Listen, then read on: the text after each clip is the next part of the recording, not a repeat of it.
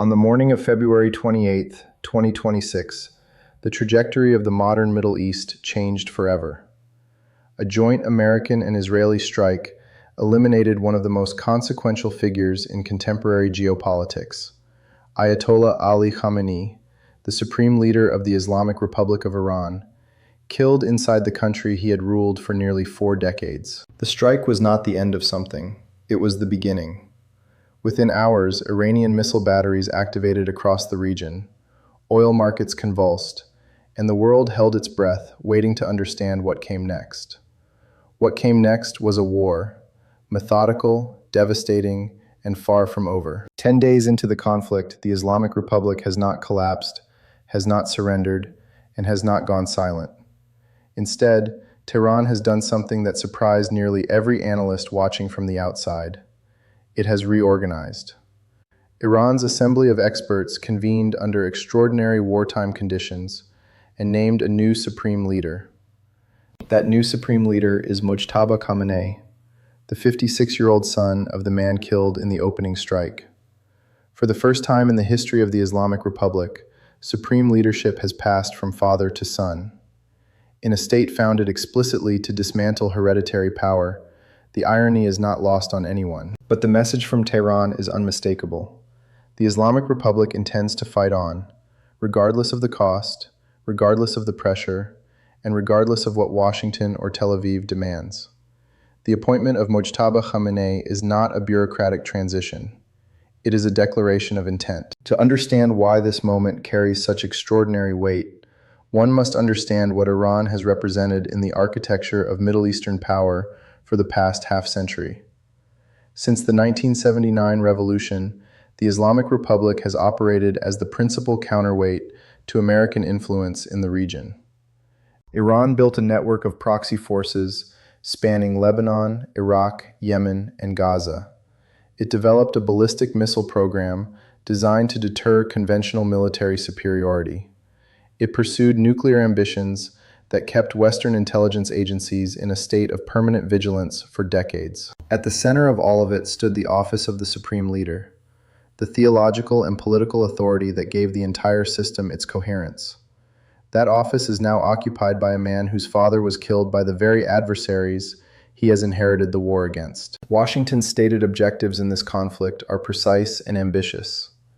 American officials have described a campaign designed to destroy Iran's missile program, dismantle its naval capacity, sever its financial pipelines to regional proxy forces, and permanently close off any pathway to a nuclear weapon. Senior officials have stated publicly that operations are proceeding ahead of schedule. Israeli military commanders have indicated they believe the campaign requires approximately 3 more weeks to reach its core objectives.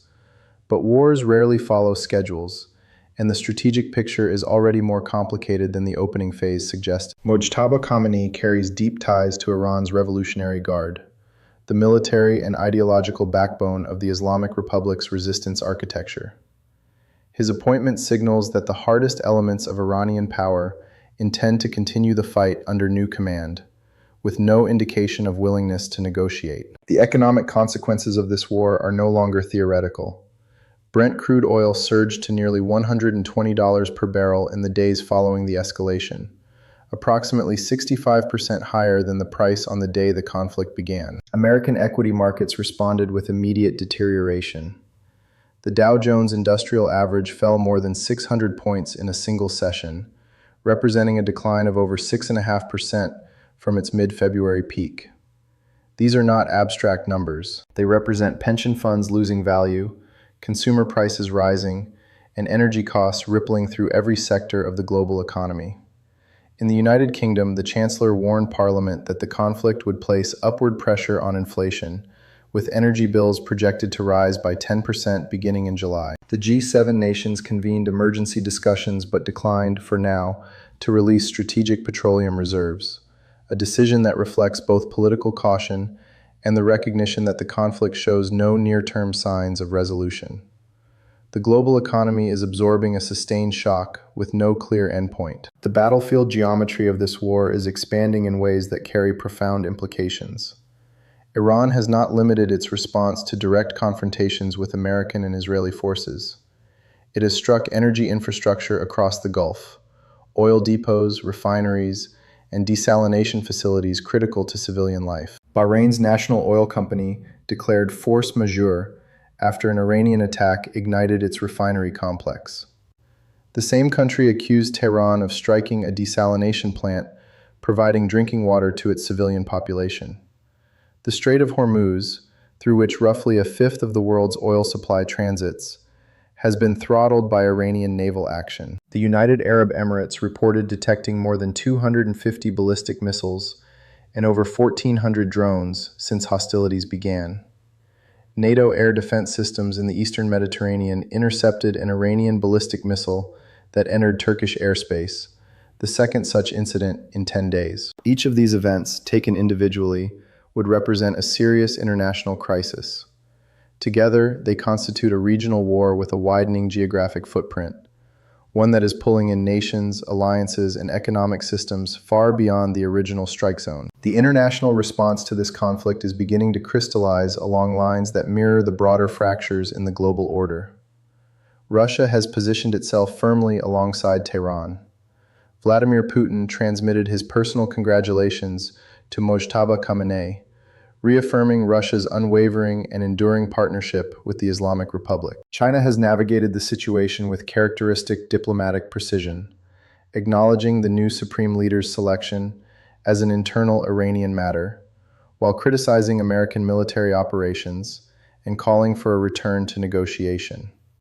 These are not neutral positions dressed in diplomatic language. They represent a consolidation of the emerging axis of nations that view American-led military action as a threat to the international order they prefer.